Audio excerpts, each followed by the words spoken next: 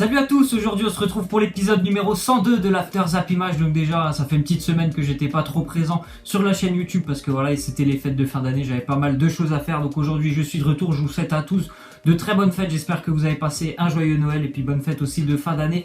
Pour la fin de semaine, on va débuter donc avec une déclaration de Marco Verratti. Il nous dit: cette année, je crois que c'est l'équipe la plus forte avec laquelle j'ai jamais joué, même quand tu regardes le banc, il n'y a que des grands joueurs qui serait titulaire n'importe où. Il parle bien sûr de son équipe du Paris Saint-Germain qui voilà, est en vacances comme presque toutes les équipes européennes, mis à part le championnat anglais qui va continuer de jouer pendant toute cette période de fête. Les Parisiens qui sont en vacances, ils ont rempli l'objectif de terminer premier du groupe en Ligue des Champions, premier de Ligue 1 et avec pas mal de points d'avance sur le deuxième, je crois que c'est 9 points sur Monaco, donc l'objectif est atteint.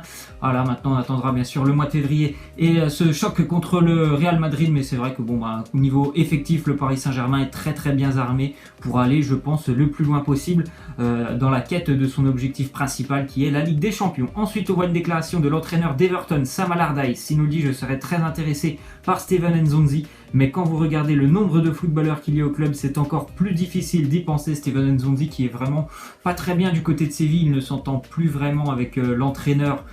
L'entraîneur il est malade, donc il y a un entraîneur un petit peu en remplacement maintenant, c'est un entraîneur en remplacement, mais avec l'entraîneur principal il ne s'entend pas vraiment bien avec lui. Il s'est passé pas mal de choses, notamment lors du match face à Liverpool où ils ont fait une remontada à Séville et en gros voilà, il y a eu un petit clash entre les deux, ils ne s'entendent plus, il fait plus partie du groupe de Séville, il aimerait quitter Séville d'ailleurs Steven Nzonzi, peut-être qu'il lui aussi il pense à son temps de jeu, peut-être avec l'équipe de France, donc pourquoi pas une arrivée du côté d'Everton, même si ça semble très compliqué. Il y a pas mal de monde, notamment au milieu de terrain à Everton.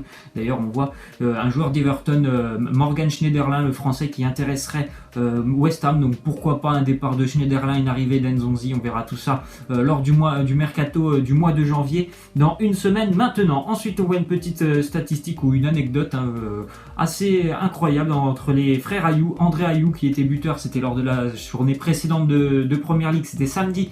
Il a été buteur, il s'est vu délivrer une passe décisive par Andy Carroll, c'est pour West Ham. Et 8 minutes plus tard, son frère Jordan, qui lui évolue à Swansea, il marquait lui aussi sur une passe décisive, mais de ce coup-ci de Tom Carroll. Donc voilà, les deux frères Ayou qui ont été servis par des joueurs qui ont le nom de Carroll, bravo à eux. Parce que les frères Ayou, ils vivent quand même une année assez difficile avec leurs clubs respectifs, que ce soit West Ham ou Swansea. Les deux sont pas très bien classés en Première Ligue, surtout Swansea. Donc voilà, ils continuent quand même de scorer un petit peu, même si c'est vraiment des temps difficiles pour eux. Ensuite, on voit que selon les médias allemands, Henrik Mkhitaryan devrait faire son retour à Dortmund. En revanche, par contre, selon les médias anglais, l'Arménien voudrait rester en Première Ligue. Le problème pour lui, c'est qu'avec José Mourinho, il ne joue que très peu avec United. Il n'a pas sa place dans l'équipe et José Mourinho ne lui fait vraiment pas confiance. Et le problème aussi pour lui, c'est que du côté de Dortmund, on sait très bien que c'est un transfert qui peut être très compliqué parce que niveau salaire et niveau finance, le Borussia Dortmund ne peut pas se permettre de faire revenir Henrik Mkhitaryan, qui bien sûr, avant de jouer à United, évoluait à Dortmund. Ça serait très compliqué niveau financier pour le Borussia Dortmund, donc on verra ce qui va se passer par la suite pour Henrik Mkhitaryan. Ensuite, on voit que Manchester City serait prêt à faire une offre en janvier pour Philipp Max. C'est un jeune joueur qui évolue en Bundesliga avec le FC Augsbourg. 24 ans, Philipp Max, il évolue normalement plutôt côté gauche, que ce soit défenseur, latéral gauche ou milieu gauche. Donc ça serait certainement aussi une option pour aider Manchester City qui doit pallier toujours avec la longue blessure de Benjamin Mendy. Benjamin Mendy, on n'a pas de date précise sur son retour. On sait que ça va prendre un petit peu de temps normalement pour Benjamin Mendy, mais pour le moment on ne sait toujours pas quand est-ce qu'il va revenir. Ensuite, on voit une statistique qui concerne Harry Kane et son triplé la semaine dernière du côté de Burnley au Turf Moor. Donc c'est quand même une statistique assez incroyable, un triplé pour Harry Kane, alors qu'il y a des équipes. Voilà le nombre d'équipes: West Brom, Crystal Palace, Huddersfield, West Ham, Newcastle, Swansea, Arsenal, Watford et Stoke. En totalité, toutes ces équipes, elles ont marqué que 3 buts lorsqu'elles se sont déplacées à Burnley, donc c'est franchement incroyable ce qu'il a fait. Burnley a une très solide défense. Voilà, ils ont pris 3 buts face à un incroyable Harry Kane qui devra cet après-midi, Tottenham joue à 13h30. S'il marque un but, il va devenir le meilleur buteur de l'histoire sur une année civile en Première Ligue. Harry Kane, Tottenham, Southampton, ça sera à 13h30 cet après-midi. Ensuite, on voit que Moussa Dembélé, le jeune joueur du Celtic Glasgow, aurait peut-être trouvé un accord pour rejoindre la Première Ligue et le promu Brighton.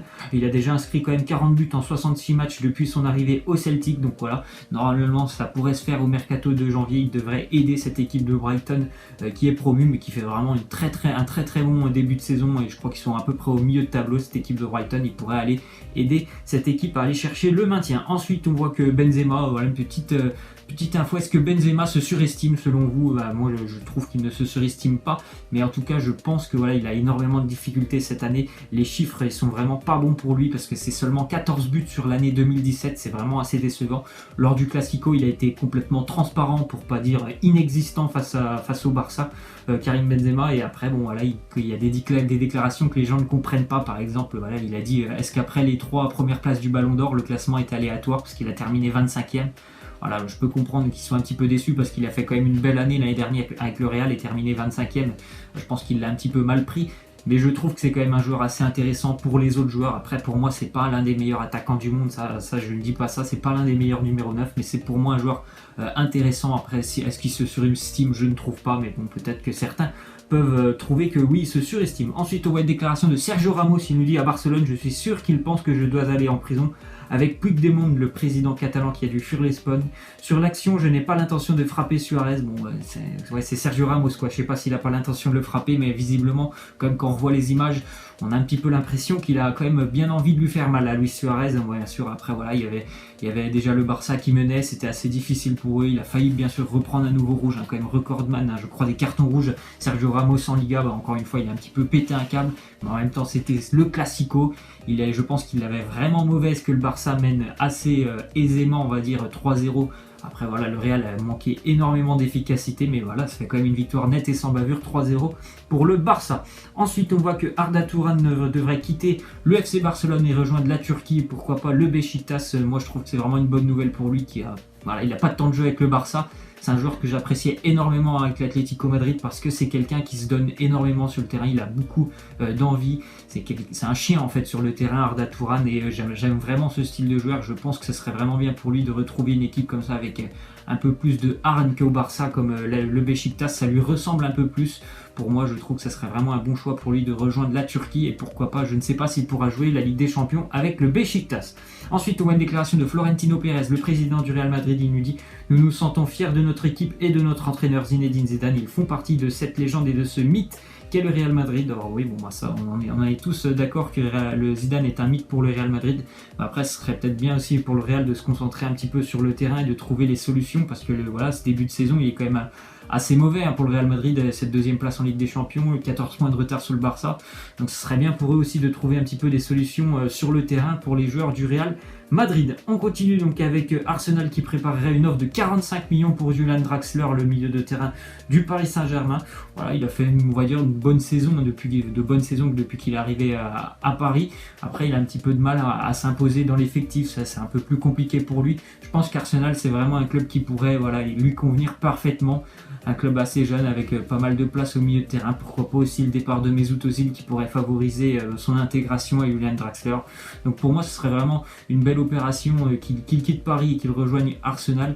Bien sûr, je pense aussi que s'il quitte Paris, c'est pour que le PSG puisse recruter aussi d'autres joueurs, notamment au milieu de terrain. Je pense qu'ils ont besoin de monde. Ensuite, on a une déclaration de Luis Gustavo. Il lui dit: je joue, me donne à fond dans le but de m'améliorer pour continuer à soutenir l'équipe. C'est mon objectif et c'est ce qui me procure de la joie. C'est ce que je veux continuer à faire. Je pense que Luis Gustavo, tout le monde est d'accord, c'est l'un des meilleurs Marseillais depuis le début de l'année. Peut-être qu'on peut citer aussi Florian Thauvin. Et heureusement que Luis Gustavo, il est là, il sert un petit peu de piston pour équilibrer cette équipe de Marseille, faire un petit lien entre l'attaque et la défense. Il est parfait au milieu de terrain. Quelqu'un qui est très présent au milieu de terrain, il a une très très bonne vision du jeu, il est toujours bien placé, donc c'est vraiment une super recrue pour l'Olympique de Marseille, et bravo à lui pour son début de saison qui est quand même assez énorme. Ensuite, on voit que le fils de Zidane qui évolue du côté de Alaves, Enzo Zidane, il serait sur le départ parce que voilà, il avait rejoint Alaves pour avoir un petit peu de temps de jeu. Le problème, c'est qu'il ne joue pas beaucoup avec le Deportivo Alaves. Il a été seulement, je crois, 2 fois titulaire depuis les débuts de l'année. Donc je ne sais pas, peut-être qu'il va faire un retour du côté du Real Madrid pour être prêté dans un autre club club et avoir un peu plus de temps de jeu. On continue donc avec Morgan Amalfitano, le joueur du Stade Rennais, qui est le joueur qui a joué le plus de matchs en 2017 sans en gagner, donc 10 nuls et 8 défaites pour lui. Voilà, pas beaucoup de chance pour Morgan Amalfitano avec le Stade Rennais. Ça va un petit peu mieux pour Rennes, mais en tout cas lui c'est vraiment une année difficile pour lui, 18 matchs sur cette année 2017-2018. Voilà, il n'a pas gagné un match sur ces 18. On continue avec le classement des meilleurs buteurs en Ligue 1. Encore en activité, Cavani est loin devant Jimmy Briand, Dimitri Payet, Souleymane Camara, là, le vétéran de Montpellier, Nolan Roux, le joueur du FC Metz qui est quand même toujours là, et Florian Thauvin, 6ème, qui à mon avis va continuer d'avancer dans ce classement. On va terminer donc avec N'Golo Kanté qui a été nommé meilleur joueur français de l'année par France Football. Donc pour vous, est-ce que c'est mérité qu'N'Golo Kanté soit élu meilleur joueur français? Donc rappelle quand même qu'il a passé par Leicester avec un titre de champion d'Angleterre, titre de champion cette année avec Chelsea. Pour moi, c'est amplement mérité que N'Golo Kanté soit élu meilleur joueur de foot. Vous pouvez peut-être nous laisser en commentaire d'autres noms que vous pensez qui méritent plus qu'N'Golo Kanté. Voilà, c'est la fin de cet After Zap Image. J'espère que ça vous aura plu. N'hésitez pas à lâcher des likes, à vous abonner. Moi, je vous laisse et je vous dis à la prochaine. Ciao.